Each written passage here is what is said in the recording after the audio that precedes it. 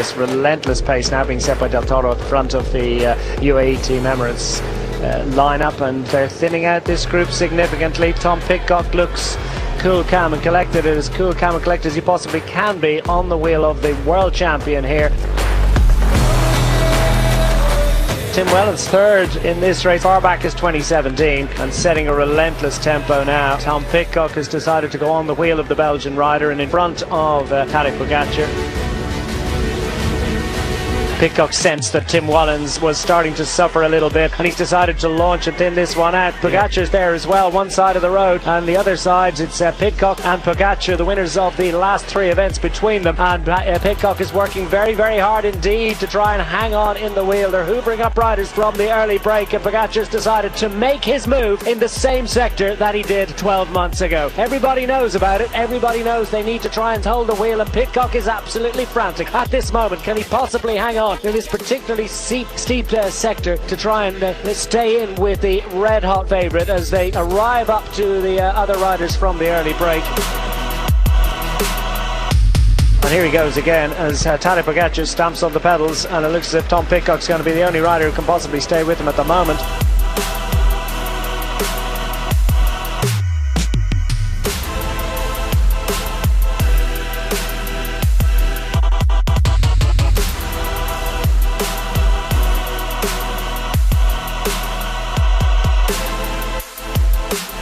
Look at the speed they're going across these sectors up.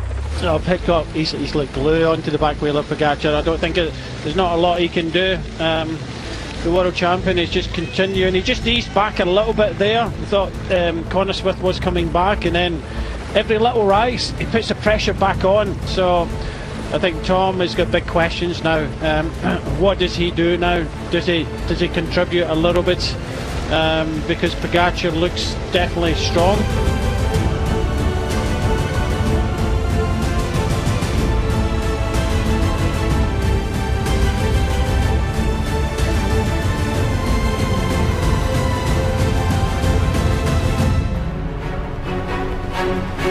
Oh, Pogacar's off, and the lead group have come, and that's a little bit of a carambolage as Pogacar.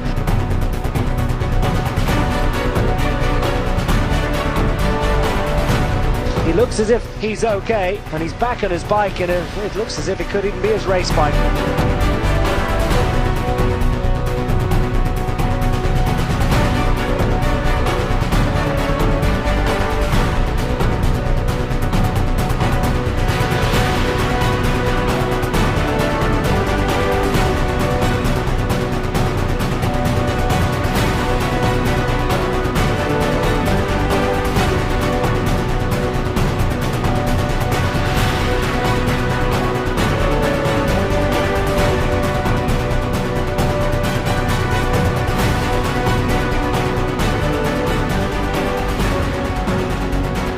Swift gone. I was just about to say how well Connor Swift was doing to stay with Pogacar for as long as he did, down to the final 500 metres of this sector for the man up front. So it's probably about 600 metres for this man, and he's almost half the deficit, down to 19 seconds. He's on a charge here, and how much of an adrenaline surge did he get from the shock of hitting the tarmac and the grass? And well, he's got the bruises and he's looking pretty battered about this one at the moment, but it's not obviously affecting his ability to press on the pedals. He's absolutely charging through this sector. He'll ramp up and make a left turn up here, and things will ease slightly in terms of the gradient.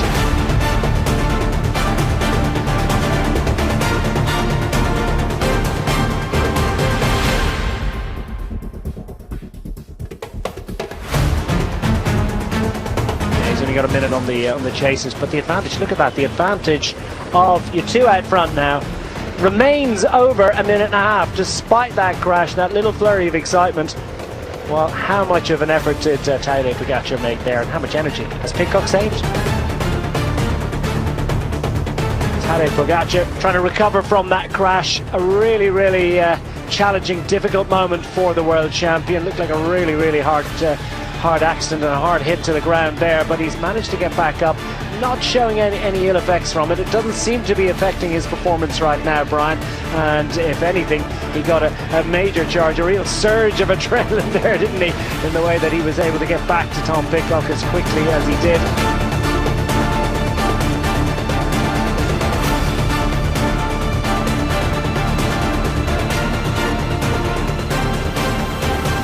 Now that he decides to launch, the body language changes. Tom Pidcock knows all about it, straight out of the saddle, and he's launching right from the beginning of this climb. It goes on for a little bit. We've got several hundred meters of this, and it's Tom Pidcock alive to the first salvo being fired.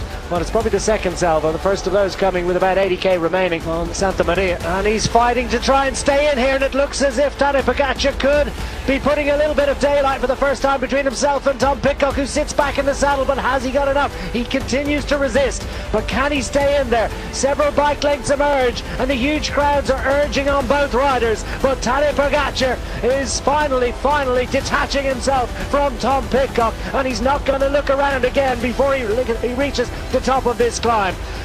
Tadej Pogačar going for glory, and Pidcock seemingly can do nothing about it.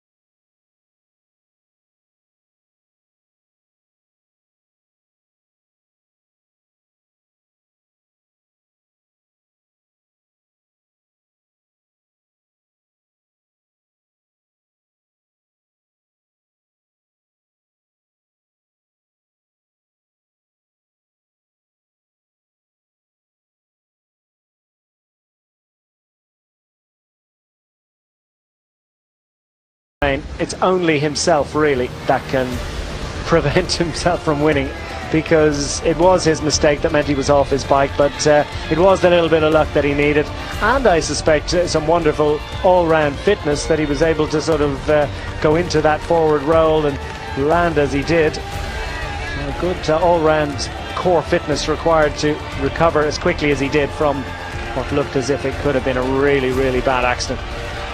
Yeah, it's just that I think the speed has helped him. I think they'll get into that corner over 50 k's an hour. So I think just that the pure speed he went into that corner, slid out, and was into kind of soft grass. But when you upend yourself, even in the soft grass, you come down awkwardly. I was thinking, how's he not broken a collarbone up? But he bounced up very quickly, and he's come here to win this race. I still believe that when he attacked initially, he thought he might go solo like he did last year.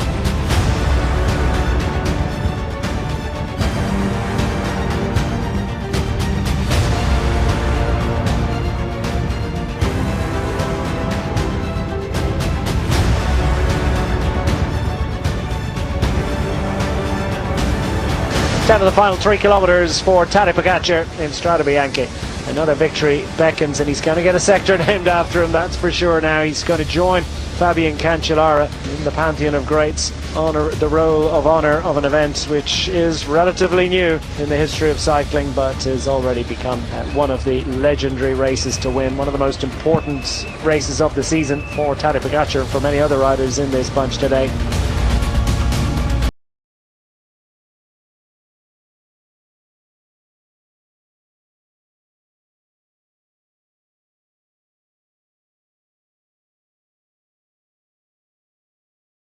Given us these remarkable and wonderful images, and for a man who's won the Tour de France on 3 occasions, he's taken 17 stage victories in France along the way. He's won no less than 4 editions of Lombardia, a couple of Liège-Bastogne-Liège.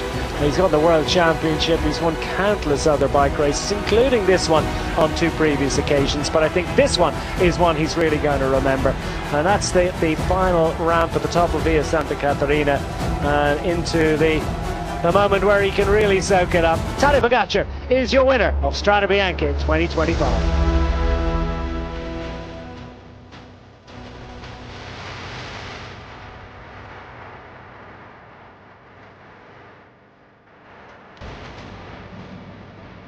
Oh, in fact, just a movement. I think Pogačar just starting to move up now.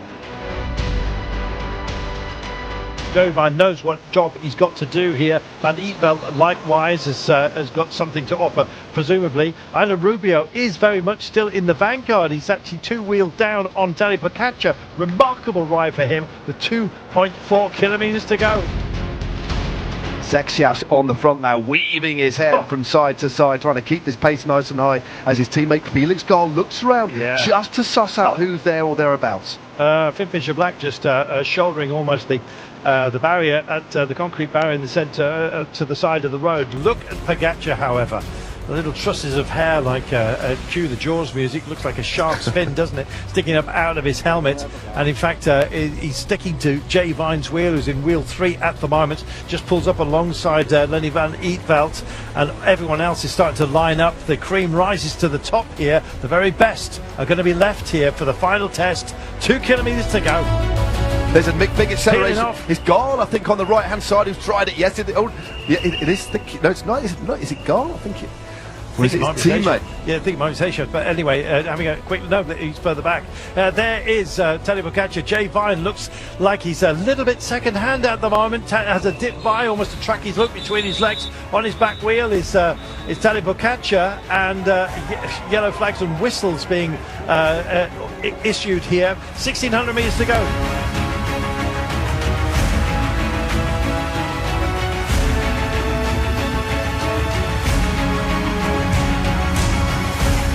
.1 Ks to go. The rainbow bands lurking in second wheel.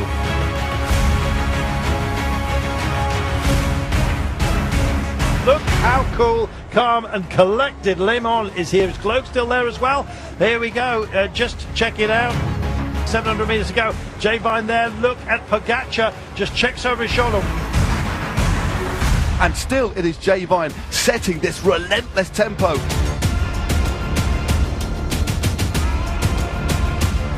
Finally, Jay Vine goes to one side, and Tadej Pogačar is here, trying to roll him. Will be Van Eetveld on the sprint, but he opens up. Pogačar goes for it. The rainbow bands are there. But sensational driving by him. Oscar only tries for a very good finish here. He's going to get one, but the man who's going to win it is indeed Tadej Pogačar. Favourite before the day. Had to stand big and tall, and he's done exactly that. He's chopped a mountain down here with the side of his hand. That was phenomenal.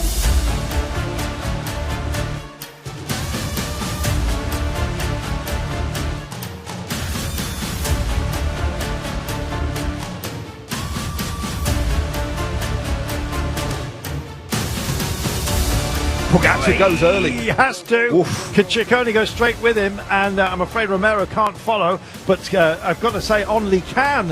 Where is Bilbao? Not doing it at the moment. If you're hoping to tempo on a day like today, when you're dealing with an explosion that comes from the likes of Tadej Pogačar, and he is going extremely long, and look at the damage. Oh my goodness, there's riders all over this mountain. Only's doing a spectacular job, and Ciccone has gone away for the ride as well. Yep, 7.5 Oh, K and to go. he kicks on again. Yeah. He wants to go solo, leave everybody in his wake, and a wake-up call for everybody. This man has come out of the box on stellar form. He did the same thing last year. When he's riding, he's winning in the early part of the season, and quite frankly, it can extend throughout the entire year. This is remarkable.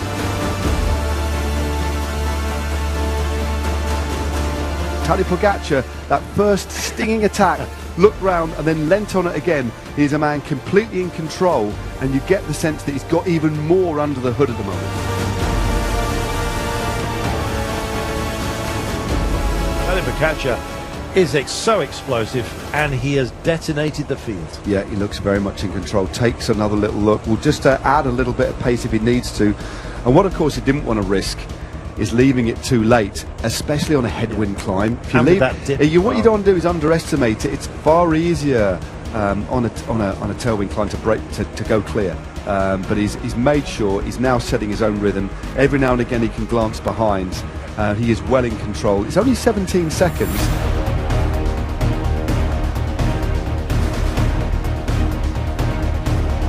So it's 3 Spaniards who are working together to bridge to the Antipodean.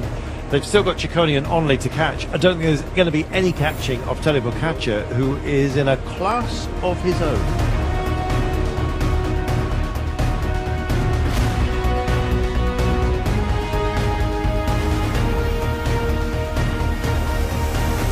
It's about minor places behind this man, because he's got over half a minute now with 5 kilometres to go. The way he tempos himself, let's not forget that he's a very accomplished time trialist in his own right.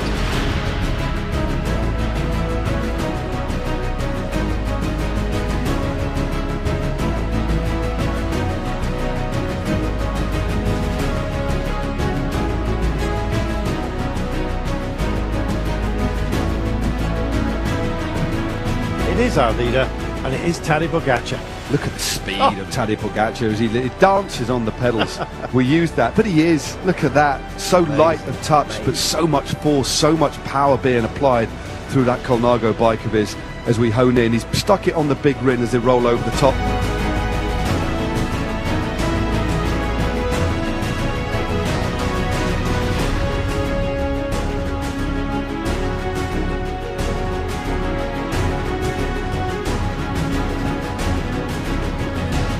Here he comes, not quite in that little downhill section.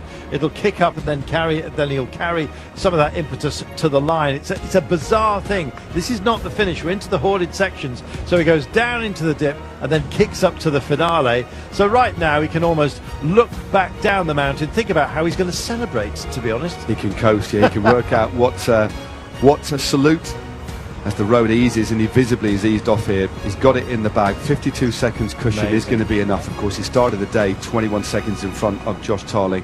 So it's academic now, but another emphatic victory for Tadej Pogačar in red. Such an important race as the road starts to descend. But this is our sprint zone. This is where it's going to be sorted out for the podium. If Ivan Romero can get back on, it's anybody's game to finish the job. Goodness me, Ciccone can kick a bit, so can Bilbao when he needs to. We'll see what Romero's got left. Here is the grand finale for Tadej Pogačar to bring this in. He came here with expectations. He came here with demands.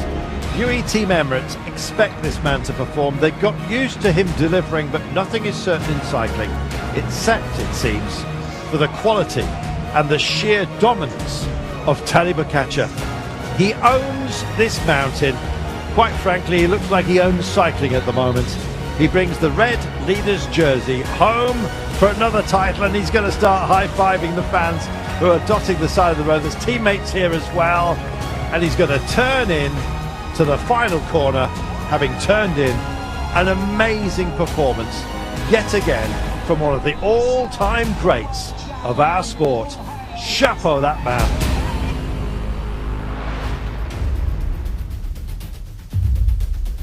Tadej Pogačar's getting ready. Watch Pogačar on the right-hand side. He's going to use the Aldo Quadramont. The first time we come onto the cobbles, he's gone for it. Wout van Aert coming after him as well. Tadej Pogačar opens up. Where is Mathieu van der Poel? Vermeersch has gone first. Pogačar's gone after him. Wout van Aert has gone with him. Where is Mathieu van der Poel? Is that him on the inside down there, Hutch? For Mathieu van der Poel, there he is, number one on his back is the defending champion. He is ripping his way through this field. I don't know what he was doing, he must have been asleep. He was just caught out of position. It's so hard to be in position at the bottom of all of these climbs. The roads just get narrower and narrower, and he was just squeezed too hard at the back. Mads Pedersen is not holding the wheel. Mathieu van der Poel rides past Mads Pedersen. I think you're seeing the formation of what could even be the final group right now, despite the fact that there's a breakaway up the road. Tadej Pogačar leads. He's catching Connor Swift. He might have expected to see this as they came past. Look at Wout van Aert, who we thought might bounce back today. He's got one rider with him. It's Jorgensen, the American. Matteo Jorgensen sits on the wheel of Wout van Aert, who's looking good right now. They're on the Aldo Quadramont, and Tadej Pogačar looks back. There's Elmar Reinders about to be reined back in. But watch Mathieu van der Poel, because as it's happening, it doesn't really matter. Van der Poel turning it up, Tadej Pogačar going with him. Are they causing separation? It looks like Jorgensen, and Wout van Aert is on full pelt right now. Wout van Aert having to work very hard to hang on to this. I don't think he's going to go with them. Looking at this, they're going to really make this first ascent of the Paterberg count. Van der Poel goes over the top. That's the left-hand turn that the second time round will bring them to the road to the finish. It looks like at the moment that is Wout van Aert just latching onto the back of that group. They were caught at the start of the Paterberg. Here comes Tadej Pogačar, who's lifting up himself. He's coming close to catching the break already. This is doing damage to the group. Nielsen Paulus not enjoying this. Arven Leivens neither. Two favourites at the moment are dropping Mads Pedersen. This is being turned on by Tadej Pogačar. Mathieu van der Poel at the moment is wise to it. He's trying to hug the smoothest bit at the back, but at the moment they've shaken out Mads Pedersen. Tadej Pogacar is going to go again. Here we go. This time it's Wout van Aert going after him, though. The Wout van Aert fans are going to be loving this because he is looking on it today, looking for revenge maybe for what's happened this week and the preceding weeks. And here we go. Tadej Pogacar picking it up. Let's see how much his cobbled riding's been improving. He's been out on the bike this week picking up KOMs whilst wrecking sectors of Paris-Roubaix. How much is his mind hutch on Paris-Roubaix in 1 week's time? Can he be so focused? Again, we've got that lead trio away. We've got Pogacar, Van der Poel and Mads Pedersen tucked in just behind them. 3 current or former world champions off on the front of this climb on the Tour of Flanders. And again, this is the kind of the trio we keep expecting to see. They've been away as a group before and been brought back. They've gone away again. Is this the time it's going to stay? This is the Tyenberg. Watch the legs, watch the cadence of Tadej Pogacar, watch the gap back to Mads Pedersen because it's cracking open already, I think. There's a little gap to Pedersen. Watch him because I think Sturben's also in trouble and we're going to see it. We're boiling up the 2 best riders in the race and Wout van Aert is seeing them go past him. Tadej Pogacar now turning it on. What has Mathieu van der Poel got left? I think he's in his big gear there. He is really pressing on the pedals to try and stay with Tadej Pogacar. There's a bike lengths gap. Can he take more? What can Mathieu van der Poel do to stay with the world champion? It's cracking open, Hutch. He's cracking. Pogacar is opening. I didn't think he was going to do so on the Eau de Quarmont on the last climb. I just thought it was going to be, too close to the finish for Pogacar to drop. No, it's done. It is done. You're absolutely right, John. Mathieu van der Poel is turning squares and Tadej Pogacar's turning silky smooth circles. Mathieu van der Poel looks back. Tadej Pogacar's riding clear. Is this it in this year's Tour of Flanders? Tadej Pogacar going for his second win and Mathieu van der Poel vying today to become the greatest male rider in the history of this, the greatest of all one-day classics. Look at this. Look at the crowd who know it. On the Eau de Quarmont, we're not even onto the Paterberg yet. It could yet come together again in the gap in between. How easy does Tadej